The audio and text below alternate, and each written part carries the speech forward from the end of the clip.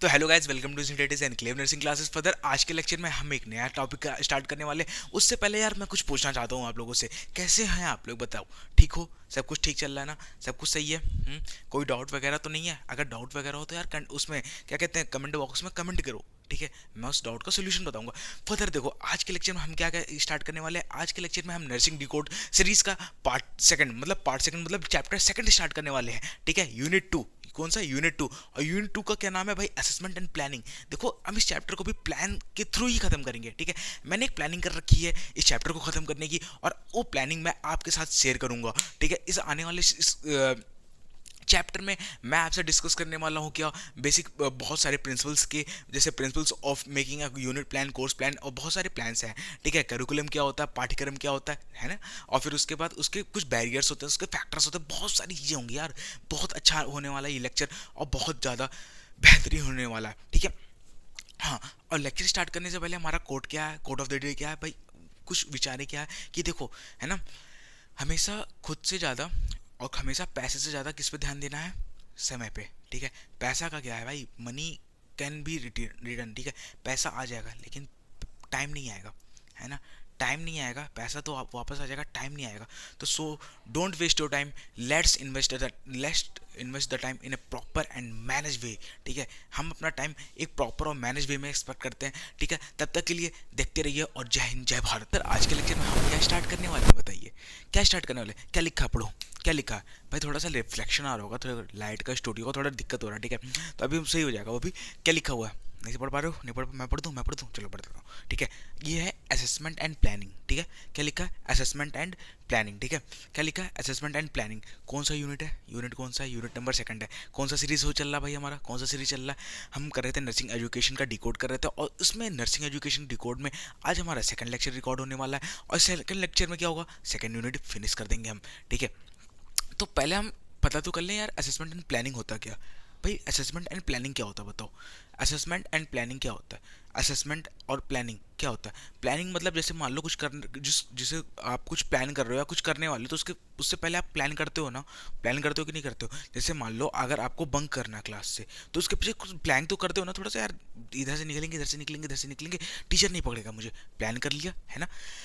Assessment का मतलब क्या होगा कि कहीं ना कहीं तुम एसेस कर रहे हो सिचुएशंस को, वहाँ की कंडीशन को एसेस कर रहे हो, तो ये सारे असेसमेंट भी हो जाते हैं। ठीक है, ये हो जाता है। तो इसमें हम क्या पढ़ने वाले? सबसे पहले हम टीचिंग पढ़ेंगे। ठीक है, टीचिंग के बाद हम उसके कैरिकुलम पढ़ेंगे, कैरिकुलम के बाद उसके तुम्हारा बिहेवियर एंड टेक्निक, सारी चीज़ें इसमें पढ़ने वाले हैं। तो लेट स्टार्ट।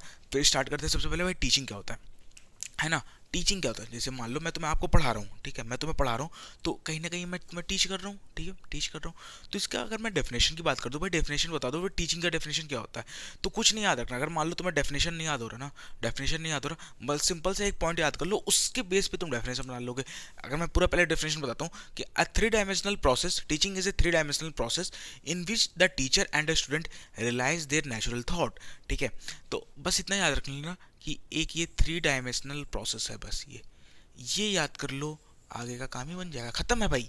क्या कि जो टीचिंग होता है ना, जो टीचिंग होता है वो एक थ्री डायमेंशनल प्रोसेस होता है। क्या होता है? Three dimensional process. ठीक है, थ्री डायमेंशनल प्रोसेस होता है जिसमें टीचर एंड टीचर के साथ साथ एक स्टूडेंट, और उस स्टूडेंट के साथ साथ वो जो टीचर है वो किस टॉपिक पे बात कर रहा है। जैसे कोई नेचुरल रिसोर्सेज हो सकता है, या फिर मान लो जैसे मैं हूँ, आप जो पढ़ रहे हो वो है। ठीक है, मैं टीचर हो गया, आप स्टूडेंट हो गए, मैं किस टॉपिक पे बात कर रहा हूँ, असेसमेंट एंड प्लानिंग, वो हो गया एक अलग। ठीक है, तो ये थ्री डायमेंशनल प्रोसेस होता है। ठीक है, थ्री डायमेंशनल प्रोसेस होता है। अगर मैं बात करता हूँ कि what is the quality of A teaching, या फिर what is the quality of teacher, भाई देखो, एक टीचर क्या करेगा? अपना आईपीआर मेंटेन करके रखेगा, रखेगा कि नहीं रखेगा? आईपीआर मेंटेन किससे करेगा? स्टूडेंट से मेंटेन करेगा, अपने सीनियर फैकल्टी से मेंटेन करेगा, तो आईपीआर हो गया। ठीक है, कम्युनिकेशन स्किल्स जो होते हैं वो प्रॉपर होना चाहिए, कम्युनिकेशन कोई बैरियर नहीं होना चाहिए। ठीक है, क्रिएटिविटी स्किल्स होना चाहिए। देखो, टीचर के अंदर ना एक क्रिएटिविटी होनी चाहिए भाई, खुद से क्रिएटिव होना चाहिए। ठीक है, फिर उसके बाद ऑनेस्टी, ऑनेस्टी, हाँ ऑनेस्टी भी होना चाहिए। एथिक्स को फॉलो, अपने जो एथिक्स हैं उसके जो एडिकेट्स हैं उसको फॉलो करने चाहिए। एम्पैथी होना चाहिए, संवेदना थोड़ी, और मोटिवेशन होना चाहिए। टीचर जो कि जबकि मोटिवेट नहीं रहेगा, बच्चों को कैसे मोटिवेट करेगा, है कि नहीं, है ना। तो फिर उसके बाद हम इसके टीचिंग स्टाइल्स की बात करते हैं। देखो, बहुत अपने अपने, जैसे कहते नहीं कि वो सर थे मुझे बहुत अच्छे लगते थे, उनका जो पढ़ाने का जो स्टाइल था वो बहुत अच्छा था, तो वो जो पढ़ाने का स्टाइल है उसको कहते हैं टीचिंग स्टाइल। ठीक है, कौन कौन से टीचिंग स्टाइल्स होते हैं? वो थोड़ा कैजुअल था लेकिन ये फॉर्मल होता है। तो सबसे पहले अगर टीचिंग स्टाइल की बात करें तो सबसे पहले होता है फॉर्मल। फॉर्मल होता है, फिर अथॉरिटेटिव होता है, फिर डेमोस्ट्रेटिव होता है, फैसिलेटर होता है और डेलीटर होता है। भाई फॉर्मल का मतलब क्या हो गया? फॉर्मल का मतलब ये हो गया कि जैसे मैं आपको पढ़ा रहा हूँ एक फॉर्मल तरीके से पढ़ा रहा हूँ, इस टाइप का, इसको कहते थे फॉर्मल, ठीक है। जो एक फॉर्मली ऑफिशियल, जैसे जैसे मान लो एक बॉस है अपने क्या कहते हैं एम्प्लॉयज़ को बता रहा है कुछ, तो एक फॉर्मली तरीके से बताएगा, तो कहीं ना कहीं वो हो जाता है हमारा फॉर्मल, ठीक है। ऑथेंटिव का मतलब हो जाता है, जिसमें अथॉरिटेटिव का मतलब हो जाता है कि रूल्स एंड रेगुलेशंस के थ्रू जो पढ़ाई जाती है, ठीक है, नियम कानून वगैरह जो पढ़ाते हैं उसमें हो जाता है अथॉरिटेटिव। डेमोस्ट्रेटिव का मतलब कुछ ना कुछ डेमोस्ट्रेट करके हम पढ़ा रहे हैं भाई, कुछ ना कुछ with the help of demonstration, उसके थ्रू हम पढ़ा रहे हैं, तो उसको कह देते हैं डेमोस्ट्रेटिव। फैसिलेटर की बात करें भाई, फैसिलेटर क्या होता है? फैसिलेटर का मतलब होता है टीचिंग गोल, ठीक है।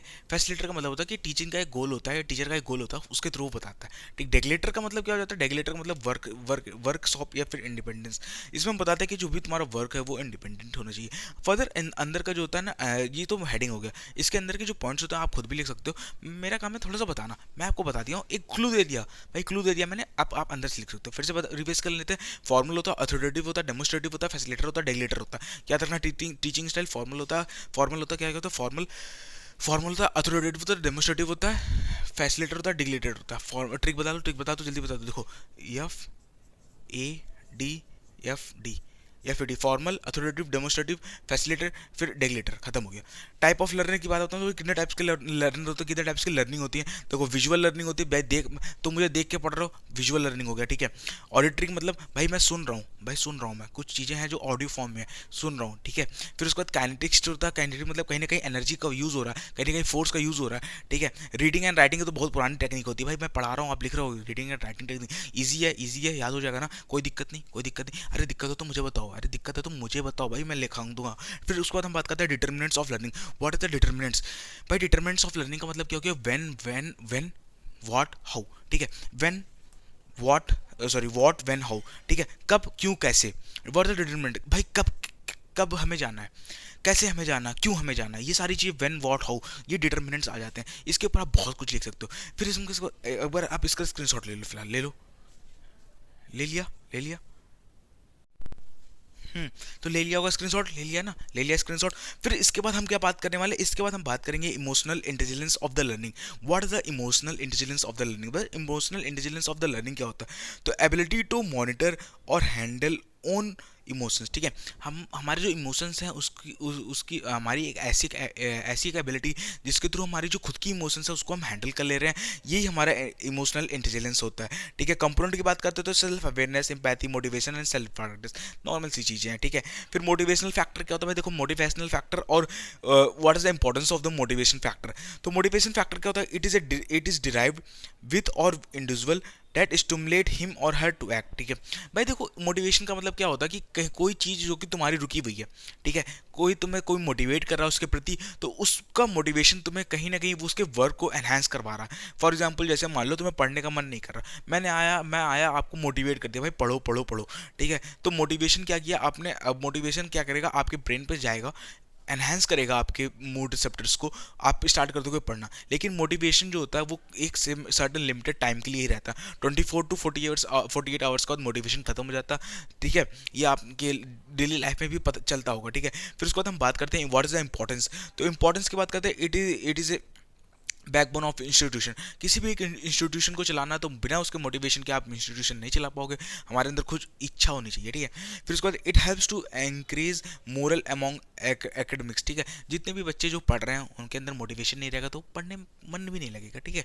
It helps the student to aim higher and achieve excellent learning outcomes, ठीक है। अगर मान लो पेपर है, पेपर के पहले अगर आपको किसी ने मोटिवेट कर दिया, भाई तू अच्छा कर सकता है, भाई तू अच्छा कर लेगा, तो कहीं ना कहीं अंदर जाके मन रहेगा ना, यार इस बार क्रैक करना है, इस बार फोड़ दूंगा पेपर को, खत्म कर दूंगा साले को पेपर को, है ना, मन रहता है ना, मन रहता है। और वही अगर कोई वही इंसान पेपर से पहले आकर आपको डीमोटिवेट कर दे, यार तुम कुछ नहीं कर पाओगे, तुम ऐसे हो, मन ही नहीं करेगा भाई पेपर देने का, मन ही नहीं करेगा पेपर देने का, है ना। तो ये सारी चीज़ हो जाती है। फिर इसके बाद हम बात करने वाले हैं क्या? इसके बाद हम बात करेंगे करिकुलम का, करिकुलम के डिज़ाइंस का, ठीक है। Barriers of curriculums, methods of curriculum, सारी चीज़ हम बात करने वाले। तब तक लिए बने रहो और लेक्चर को कंटिन्यू देखते रहो। अब इसके हम जस्ट मैं करिकुलम बनाने वाला हूँ, ठीक है। तब तक के लिए देखते रहो। करने वाले क्या अब करिकुलम के बारे में, ठीक है। अभी तक हमने बात कर लिया था क्या भाई, अभी तक हमने क्या बात कर लिया था, टीचिंग के बारे में, ठीक है। उसके बाद उसके डिटरमिनेंट्स ऑफ लर्निंग के बारे में। अब हम बात करने वाले हैं करिकुलम। करिकुलम, ठीक है। अब बताओ यार करिकुलम क्या होता है, करिकुलम का हिंदी पता है क्या होता है भाई? देखो करिकुलम का मतलब होता है पाठ्यक्रम, ठीक है। पाठ्यक्रम इन द सेंस जैसे मान लो आपको जो पेपर मिल रहा है, ठीक है। पेपर से पहले आपको वो तो आ जाता है ना कि सिलेबस कि इस चैप्टर से भाई इस चैप्टर तक ही आएगा, एक पाठ्यक्रम आ गया, तुम्हारे पास एक करिकुलम आ गया, ठीक है। हमारे पास एक करिकुलम आ जाता है कि भाई इस चैप्टर से इस चैप्टर ही तक ही आएगा इस पेपर में, ठीक है। ये हो जाता है तो करिकुलम हो जाता है, ठीक है। तो भाई करिकुलम होता क्या, अगर मैं आपसे पूछूं कि करिकुलम का डेफिनेशन बता दो क्या होता है, तो it is a systematic arrangement, ठीक है। याद रखने वाली बात क्या कि बस ये याद कर लो कि एक ये सिस्टमैटिक अरेंजमेंट होता है, बस क्या सिस्टमैटिक अरेंजमेंट, ठीक है।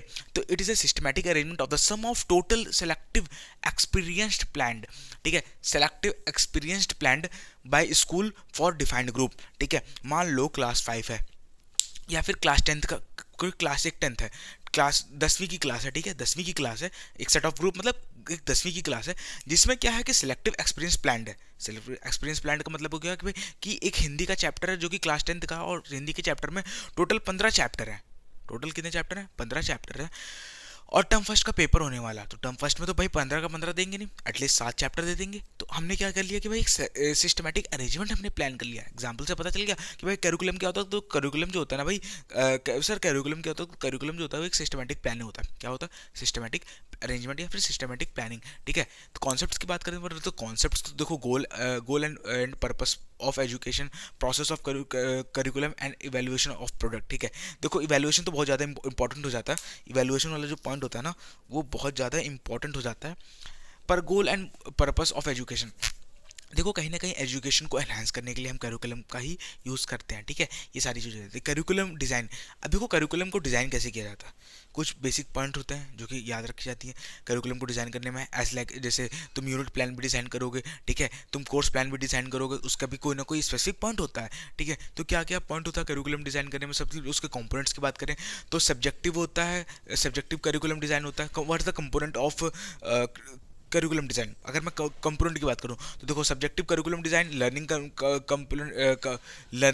Curriculum design and problem sorry curriculum design, ठीक है। तो तीन चीज़ याद रखना, क्या? लर्निंग, प्रॉब्लम और तुम्हारा सब्जेक्टिव, ठीक है। क्या कि सब्जेक्टिव लर्निंग होता है, सब्जेक्टिव होता है, लर्निंग होता है, प्रॉब्लम होता है। इन तीन चीज़ों को ध्यान में रखते हुए हम एक करिकुलम को डिज़ाइन करते हैं, ठीक है। ये हो गया। इसके बाद इसके अप्रोचेस की बात करते हैं तो बूस्ट स्टूडेंट एंगेजमेंट, ठीक है। हमारे स्टूडेंट जो हैं उनको उनका जो एंगेजमेंट है वो भी कहीं ना कहीं बूस्ट हो सके। इम्प्रूव लर्निंग एनवायरनमेंट, जो लर्निंग एनवायरनमेंट है वो भी कहीं ना कहीं इंप्रूव होता है।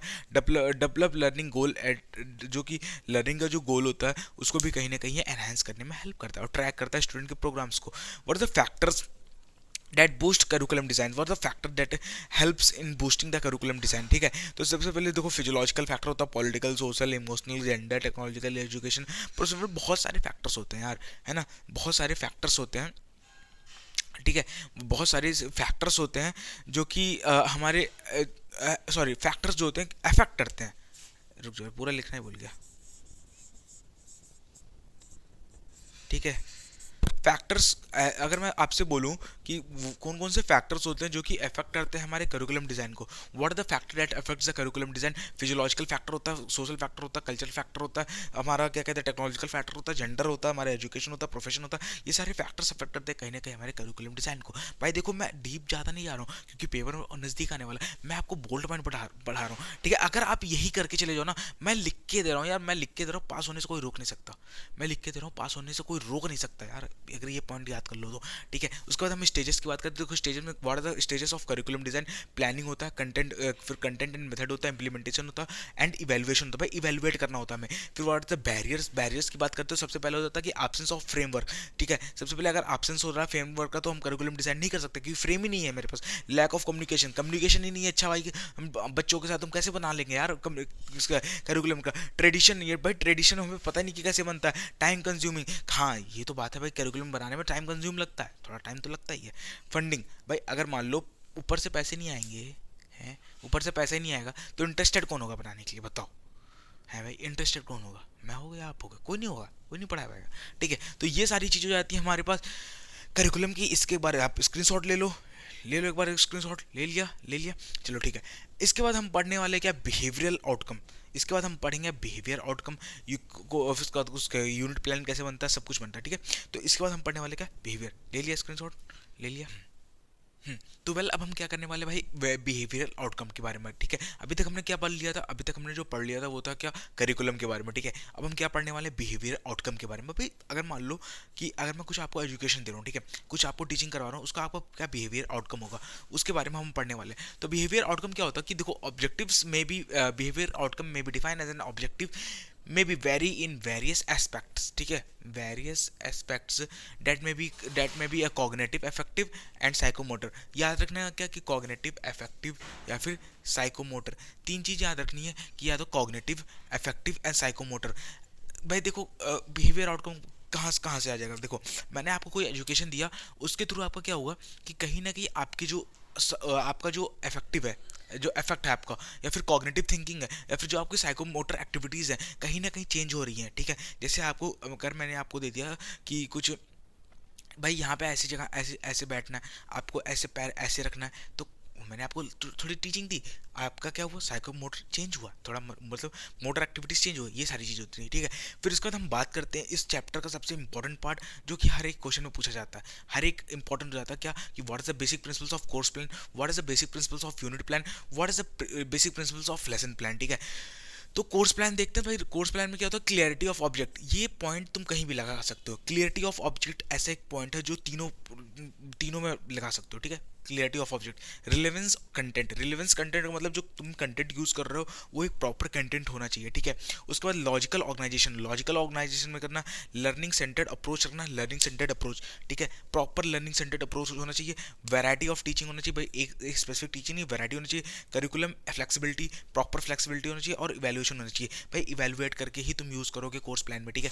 अगर हम बात करते हैं यूनिट प्लान की, यूनिट प्लान की बात करते हैं तो देखो, क्लियर लर्निंग ऑब्जेक्टिव होना चाहिए, क्लियर लर्निंग ऑब्जेक्टिव, देखो clarity of objective, clear learning objective, appropriate होना चाहिए, अप्रोप्रिएट नहीं है, इस पर लॉजिकल है, ठीक है, अप्रोप्रिएट, प्रॉपर सिलेक्शन होना चाहिए, ठीक है, प्रॉपर टाइम एलोकेशन होना चाहिए, इवैल्यूएशन स्ट्रैटेजीज को फॉलो करना चाहिए, टीचिंग प्रिपेयर्डनेस होना चाहिए, और टीचिंग प्रिपेयर्डनेस, ये सारी चीज़ें हैं, ठीक है। अगर हम बात करते हैं तुम्हारा लेसन प्लान की, भाई लेसन प्लान क्या होता है, भाई लेसन प्लान क्या होता है, भाई लेसन प्लान पता है ना, lesson plan what is the basic principles of lesson plan, जल्दी बताओ जल्दी बताओ जल्दी बताओ। देखो एम होना चाहिए भाई, एक एम होना चाहिए, वैरायटी, फ्लेक्सिबिलिटी, लिंकेज एंड लर्नेबिलिटी, ये सारी चीज़ें हो जाती हैं हमारी कहीं ना कहीं फिनिश, ठीक। एक बार अगर आपको स्क्रीनशॉट लेना है तो आप इसका ले सकते हैं स्क्रीनशॉट। तो ये सारी चीज़ें अब खत्म हो जाती है, ठीक है, बिहेवियरल आउटकम, ठीक है। तो ये चैप्टर भी अब कहीं ना कहीं हो गया फिनिश पूरी तरीके से, ठीक है, शुरू से अंत तक सारा करा दिया गया, शून्य से स्टार्ट किया था मैंने, शिखर पे ला कर रख दिया हूँ, ठीक है। अब देखो यार, एक चीज़ आपसे मैं हमेशा कह रहा हूँ यार कि लाइक करो इस वीडियो को, ठीक है, लाइक करो, टारगेट करते हैं 50 लाइक्स का और 100 व्यूज़ का, ठीक है, ज़्यादा नहीं यार, 100 व्यूज़ है आराम से कर दोगे। 400 प्लस की फैमिली हो चुकी है, 450 हमारी प्लस की फैमिली हो चुकी है, और 100 व्यूज़ मांग रहा हूँ यार, ज़्यादा भी तो नहीं है, आराम से कर लोगे, ठीक है। तब तक लिए जय हिंद जय भारत। और हाँ, एक बात हमेशा ध्यान रखना, क्या कि अपने कॉन्फिडेंस होना चाहिए पढ़ाई में, और क्या रेस्पेक्ट करो अपने टीचर्स का और मम्मी पापा का जल्दी से, ठीक है। तब तक लिए जय हिंद जय Bharat, thank you guys, welcome, शुभ रात्रि, जय हिंद जय भारत।